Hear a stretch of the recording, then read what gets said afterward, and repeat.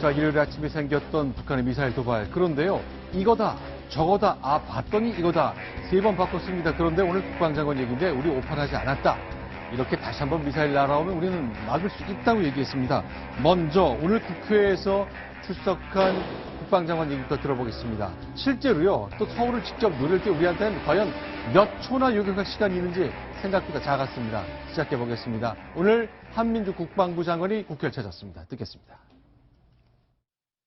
우리가 이 남북의 그 전쟁 당사자로서 북한의 무기와 에 대해서 왜 이렇게 번번이 오판을 하는지.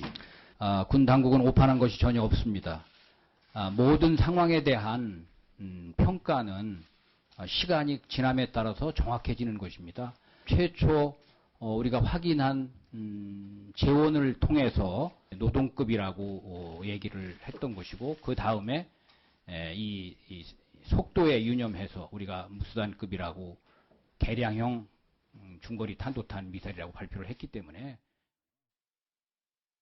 자, 역시 매번 이랬거든요. 일단 언론에서는 국방부가 왜 한 방에 맞추지 못했느냐, 왜 자꾸 판단을 바꾸느냐 얘기를 하는데, 이정훈 의원, 네. 우리는 어떤 환경에 있는 겁니까? 아니, 저는 지금 저 두 분 말씀을 보면서 한민구 장관 편을 좀 드리고 싶어요. 아하. 이유는 뭔가 하면 북한에서 쏘는 거를 이 지구가 둥글하잖아요. 네. 그러면 북한 쪽으로 가게 되면은 우리가 평면이라 그래도 산 때문에 안 보일 텐데 밑으로 내려간단 말이에요. 네. 레이더를 쏴서 잡는다는 거는 뭐가 있다는 걸 아는 거지. 이게 사진 찍어서 보는 것도 아니고. 네. 그럼 저게 위성에서 찍는다 그러면 어떻게 보입니까? 우린 저걸 옆으로 보니까 모양이 보이죠. 위에서 보면 볼펜 세우는 것처럼 동그란 것만 보이는 거고요. 이렇게 미사일이 서 있으면 위성에서 보면 그렇죠. 그렇게 되죠. 물론 옆에서 보면 좀 낫겠지만 그것도 네. 역시 뾰족한 거기 때문에 잘 모르는 겁니다. 네. 근데 저는 사실 국방부에서 발표할 때, 처음 발표했을 때 깜짝 놀란 게 네. 바로 북한이 쏘고 나서 얼마 안 지나서 고체 연료라 그랬습니다.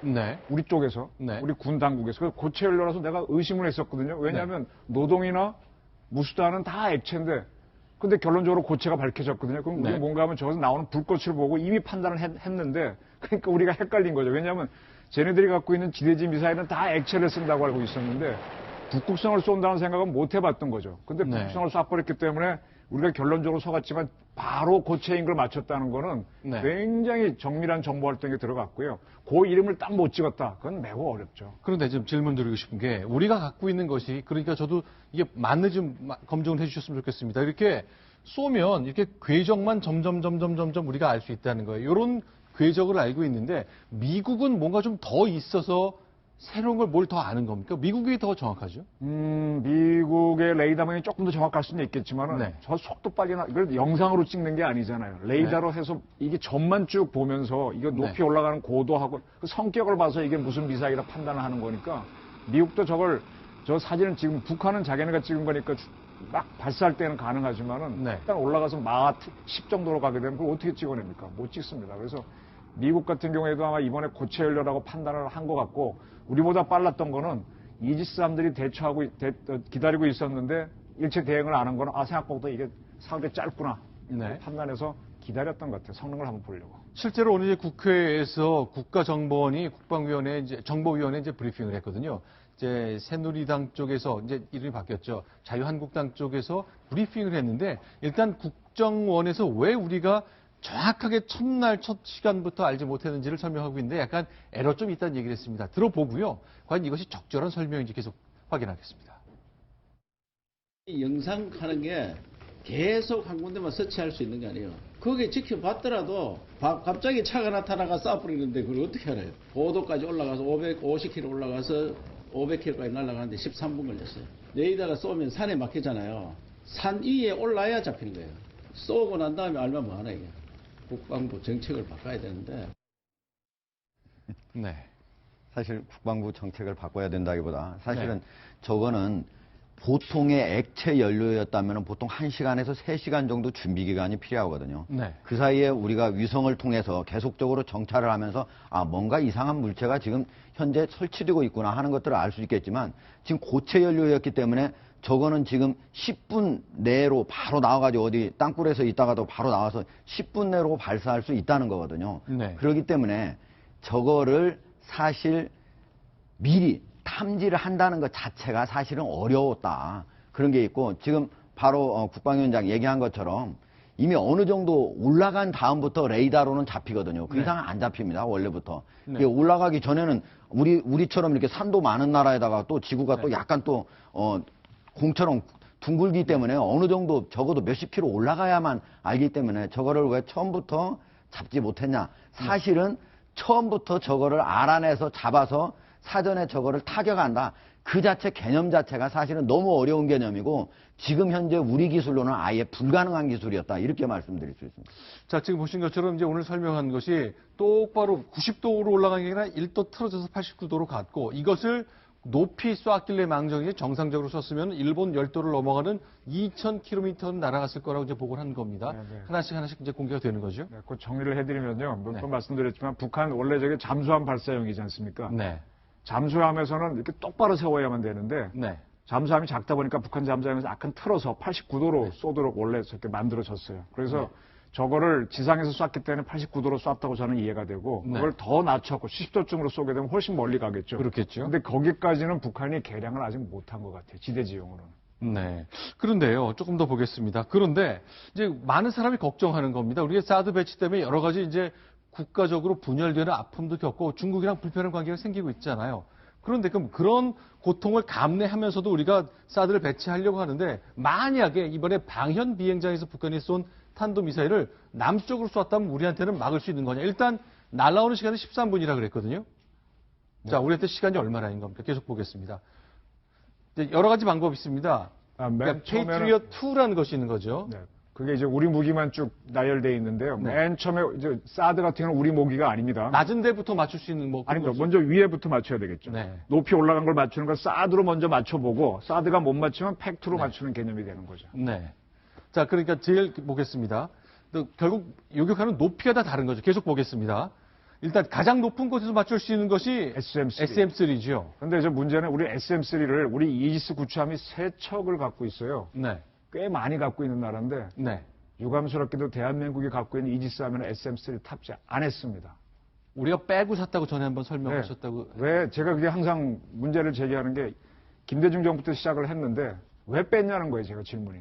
지금 와서는 답답하게 됐잖아요. 그 지금이라도 저걸 다시 집어넣는 정책을 펼쳐야 되는데 아까 이철호 정보위원장이 대한민국 국방정책 바꾸라 그랬죠. 네. 바로 저기 탑재하는 거 하라는 거예요. 일본도 초기에 이지스 구축하면은 SM3 없었는데 지금 그걸 다 개조 개량하는 사업 하고 있습니다. 해야죠. 정책 바꿔야죠. 자, 이제 설명하겠습니다. 그러니까 13분 걸려서 그러니까 천천히 올라왔다가 정상에 올라서 내려올 때 갑자기 가속도부터 떨어지는 건데 페이트리엇 2라는 건 이제 낮은 위치에서 잡는 것이기 때문에 한 3초 정도밖에 우리한테 시간이 없는 겁니다. 굉장히 순간의 판단으로 모든 걸 바꿀 수 있는 건데 조금 더 나가서 사드를 배치할 경우에는 더 높은 곳에서 잡기 때문에 예. 고도가 이제 40에서 150km 그 사이에 내려올 때 쏠 수가 있기 때문에 네. 대략적으로 45초, 50초 정도의 우리가 시간적 여유를 갖게 됩니다. 그러니까 지금 가지고 있는 우리의 팩2 그리고 미군이 갖고 있는 팩3 이거가 각각 모두 다 1초, 3초, 4초 이 정도의 여유만 있는데 비해서 네. 사드를 배치를 하게 된다면 그거에 거의 10배 이상의 시간적 여유가 있게 되는 겁니다.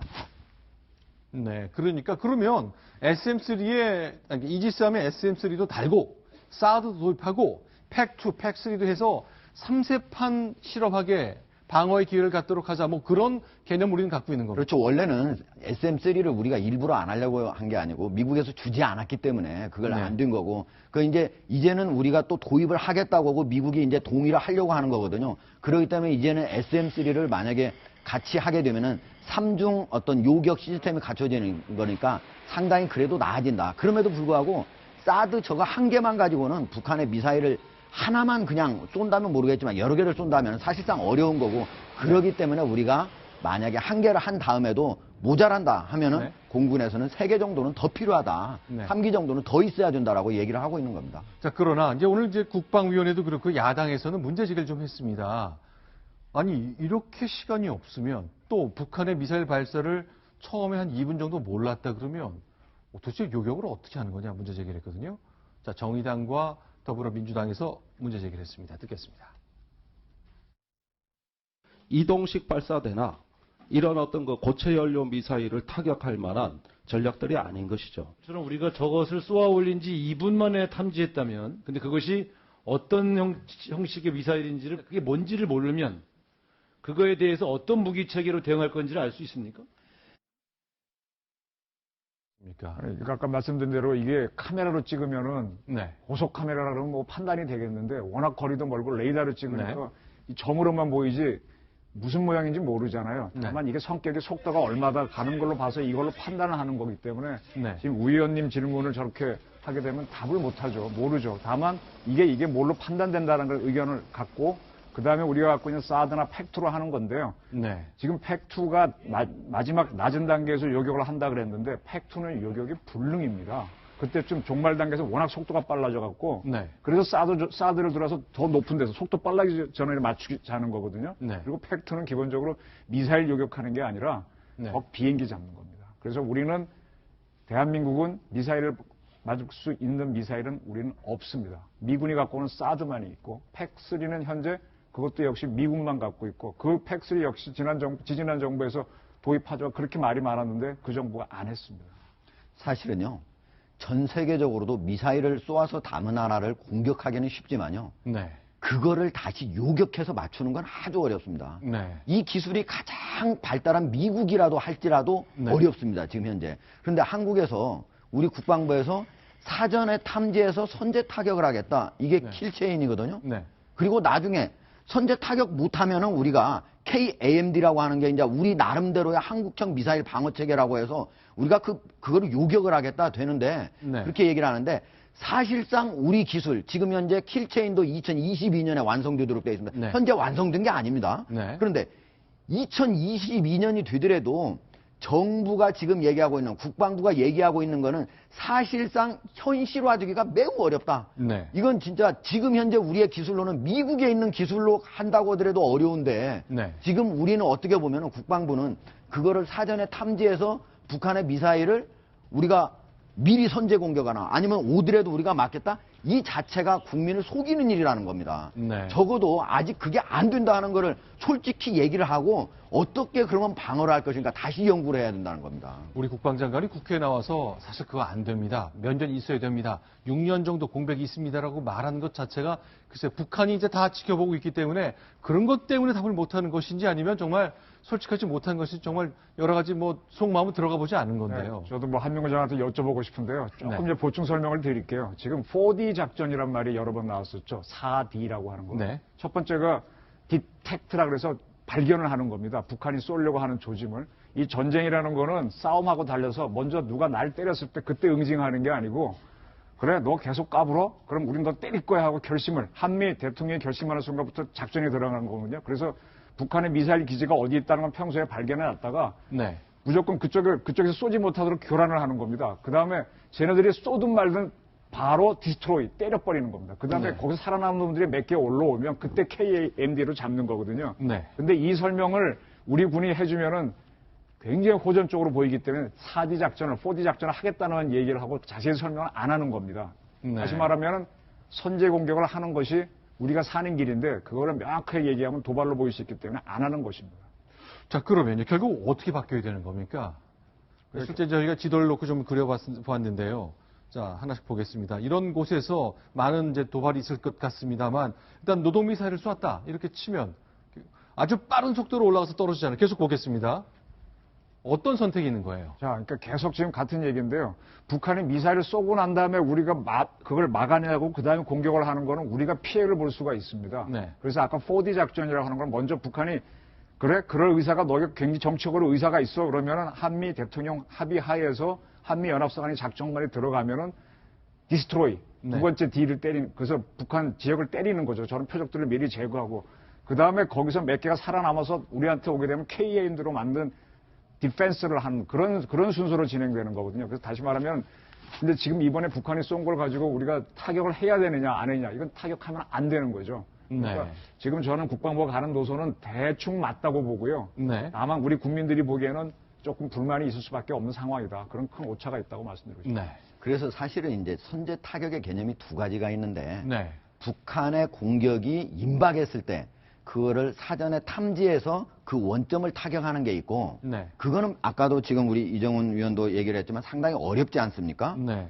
그거보다도 이전에 예방 공격을 통해서 그러니까 북한이 미사일에다가 핵탄두를 탑재를 해서 실전 배치했다 하면은 설령 공격의 징후가 없더라도 먼저 공격하는 게 지금 미국에서 나오는 선제 타격의 개념입니다. 그거를 할 것인가 말 것인가.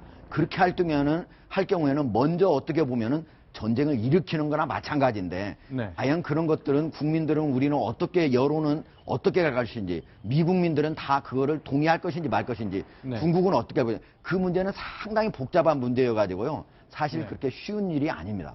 자, 결국 우리가 이렇게 논의하는 가운데 시간은 굉장히 오래 걸릴 것이고 외교적 문제도 얼마든지 생길 수 있고 중국이 계속 반대할 가능성이 많지 않습니까? 그 사이 이제 북한은 미사일 다양한 엔진 실험도 하고 계속 실력만 키워갈 가능성이 많은데 결국 이정훈 의원께 정리 차원의 질문 하나 드리겠습니다. 지금 위협 상황 점점 높아지고 있습니다. 우리가 그럼 뭘 해야 됩니까? 돈을 더 써야 됩니까? 생각을 바꿔야 됩니까? 외교를 더 잘해야 됩니까? 생각을 바꿀 타임입니다.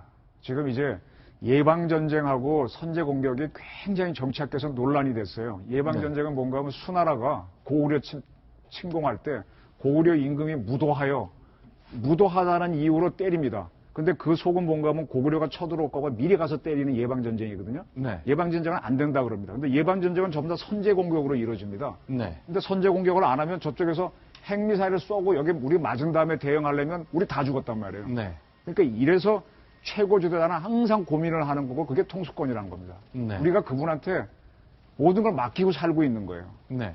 그래서 통수권이 중요하기 때문에 근데 섣불리 오판했다가 들어가서 거꾸로 침략을 했다는 오해를 받으면 전 세계로부터 지탄을 받아서 후세인처럼 날아갈 수도 있거든요. 네. 그래서 정치가 예민하고 중요하고 안보가 중요한 건데 지금 자꾸 우리가 그런 시기로 몰리니까 우리가 지금 제가 보기에는 우리 국민들이 그래 북한 그래? 한번 전쟁 한번 하자고 결심을 하면은 오히려 북한은 물러난다는 거죠. 그래서 베제티우스가 평화를 원하거든 전쟁을 준비하라. 전용 특수전에 쓰는 이제 수송기 MC-130도 투입이 됐고 네, 오스프리가 이제 배치됐거든요. 네, 저게 그거는 뭔가- 어떤 의미에서 네, 그렇게 됩니까? 지금 MC-130이라고 하는 건 참수 작전에 들어가는 부대들이 타고 들어가서 네. 쫙 북한의 그 레이더망을 무력화시키고 들어가서 뿌리는 특수부대를 요 비행기를 타고 들어간다 이 얘기죠. 그렇죠. 저거 들어가게 되면 북한의 레이더망들이 제밍이 걸려서 꼼짝을 못 하거든요. 그 다음에 우리 특전사 요원들을 쫙 뿌려서 떨어지고 나서는 작전을 하는 거고, 오스프리 같은 경우는 이제 이 비행기는 날개가 앞에 있고, 요거죠. 저건 지금 헬기 같은 게 두 개 돌아가지 않습니까? 네네. 저게 별로 앞으로 갈 방향이 때는 좀 다르네요.